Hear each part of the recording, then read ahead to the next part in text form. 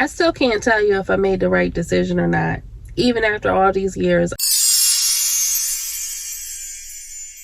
Hey, it's Chrissy, and today I'm telling you the story of how I moved from the East Coast to the West Coast. So when I was 29 going on 30 years old, I had the grand idea that I should move from Delaware, where I grew up and spent all those years, to Seattle, Washington. And it was a big move. I mean, you're talking about 3,000 miles. My sons were 5 years old at the time. I have twin boys.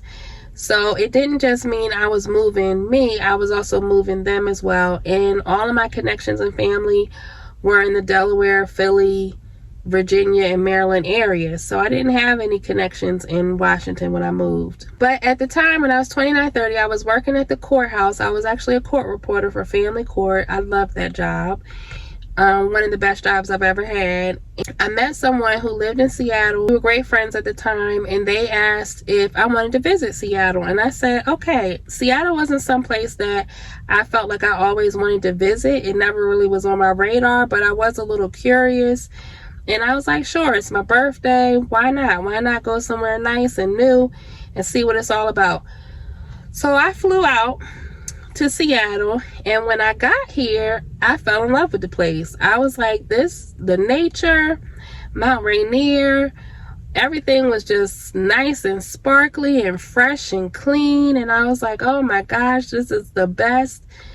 This is the most beautiful place I've seen. I just was so caught up in the atmosphere of Seattle. So after the trip, I flew back home, and I couldn't get Seattle out of my head. Like, that's all I was thinking about.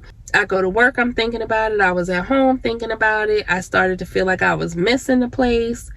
Now, what was going on at the same time was my son had really bad asthma, so he would have to be hospitalized once or twice a year for his asthma attacks. They were really, really bad.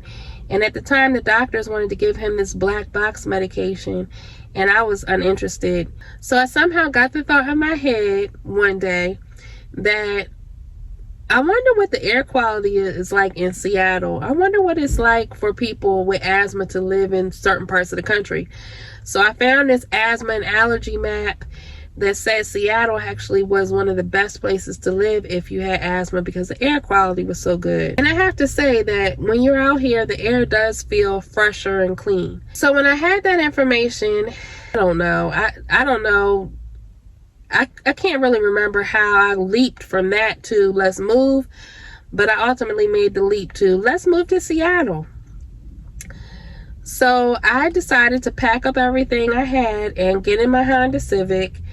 I told my mom and my sister I was moving to Seattle, and I drove out there by myself first until I could get everything settled, find an apartment, and then I flew my sons out. I initially made that drive cross country, and it was like the best drive.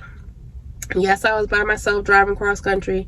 I stopped at all these places like the Serpent Mound. I stopped in Chicago, stopped in South Dakota, and I went to look at Crazy Horse and monuments and all these places. So I made it like a really scenic road trip, and I was super excited about it. I was on cloud nine about this road trip. So when I drove out here, I stayed with a friend until I was able to get an apartment.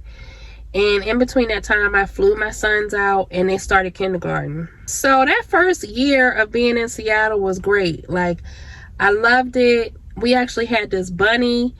I actually got a bunny for the house as a pet called Choco. The bunny's name was Choco Brown. And my sons were going to kindergarten. We were happy and settled. After that first year, I started feeling like, I don't know if this was the right choice. I'm feeling like I need to go back to the East Coast and be around family and be more secure.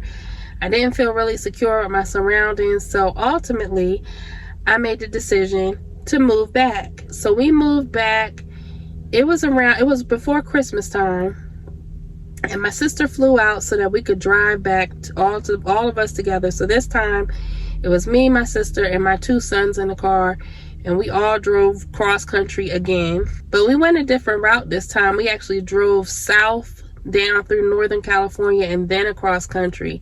And there were some points in that trip where the elevations and the height was so high, like, ooh, I don't know about it. I won't never take that route again. But anyway, we made it back to Delaware. And I was like, okay, I got Seattle out of my system. It was nice being there, but I'm home now. I'm going to start reconnecting with people again. But the following year, I met my now ex-husband. And when I first met him, he was like, this is great. We vibing, but I'm gonna move to Portland. And I was like, move to Portland? I just came back from Seattle. And he was like, well, I always wanted to live in the Pacific Northwest. So I said, well, what about Seattle? So we were so in love, and we decided we were going to move back to Seattle. So summer of 2015, we actually drove back and moved back to Seattle. Oh, and I was pregnant with my daughter. So we're driving cross country. I'm pregnant. I'm not really as enamored with Seattle as I was the first time, but I felt comfortable because I had been there before. But my ex-husband was really excited because he wanted to be out there. So that caused me to feel like, okay, I can get excited about this as well. But even before we left, I kind of had this feeling like I wanted to stay in Delaware. I didn't really want to move, but I made the decision that we were going to go. We were so in love, So again, I flew my sons out, and they started second grade at the time. Now, when they started second grade that whole fall, we found a new apartment. We got settled in, and I had my daughter December the 28th of 2015. So that first 6 months of being back in Seattle was kind of like a whirlwind because we were getting settled again. And then after I had my daughter, of course, I was adjusting to being a mommy again and having an infant and all of her needs. So that really was our main focus. A tight-knit blended family, and we really didn't make any connections or anything like that. But anybody who's been in Seattle knows that there's something called the Seattle freeze. And the Seattle freeze is a term people use because it'd be really hard to make friends or social connections in this area. I don't know what it is, but it's kind of like everybody's off to themselves. So nobody is really like social like that. Not like it is on the East Coast. It's not like people see you on the side of the street and they say hi, and people don't really do that here. So as we started to kind of feel a little closed off, we started to try to make connections. My ex-husband made some friends through his job and stuff like that. But about 2017, 2018, I decided to pursue my art more seriously.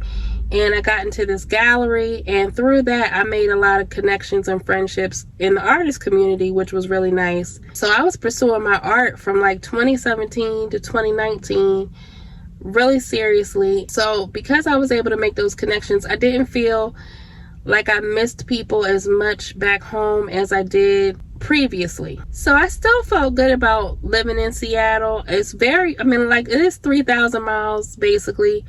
So it is a hike. It's quite a distance. Felt like I was more settled, and like I said, I had been making good friends, so I didn't really feel the loss of not having my friends from back home and my family from back home because of those connections. Well, in 2020 just held on and did not let go, because not only did we have the pandemic, me and my ex-husband's relationship completely deteriorated to the point of no return. So we began divorce proceedings. And then shortly after that, I was diagnosed with cancer. 2020 was just a wild year. I know it wasn't just for me, but good Lord, I could not catch a break in 2020. When me and my ex-husband split up that summer of 2020, that just kind of came out of nowhere, because you never get married thinking that you're going to end up with a divorce. But that's where I was. After that point in time, I did start to feel like, I'm feeling a little unsettled again. Like, I'm starting to miss being back home. And we didn't split up on the best of terms. It was not an amicable split.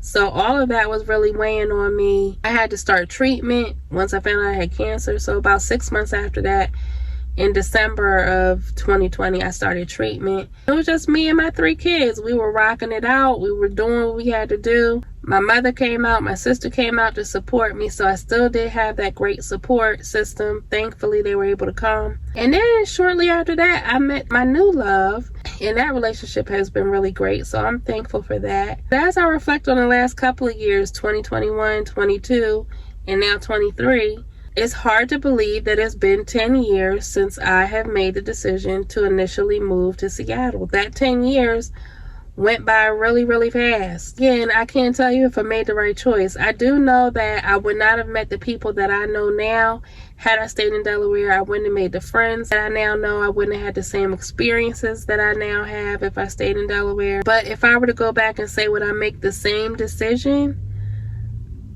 I don't know if I would make the same decision again. I don't want to say I regret it, but I don't know if I'd make the same decision again. And I mean, if I would have been in Delaware, maybe I would have still been working as a court reporter. Who knows what I would have been doing. But moving out here, moving cross country and away from my friends and family has had its ups and downs. I've had a lot of challenges. I've been through quite a few things since I've been out here. But ultimately, I'm still here, so I'm still progressing. But I'd be lying to you if I said I didn't miss home.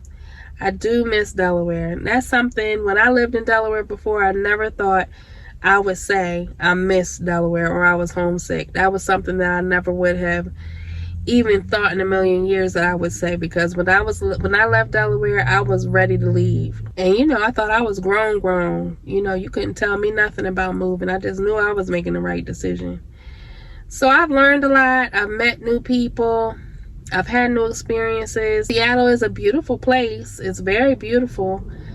I still think it's hard to make good social connections here, but I'm just taking it one day at a time and appreciating who I do have around me. So that's my story. That is how I moved from the East Coast to the West Coast, me and my 2 kids. If you want to know more of my story, check out one of these other videos that I'll link here. Bye.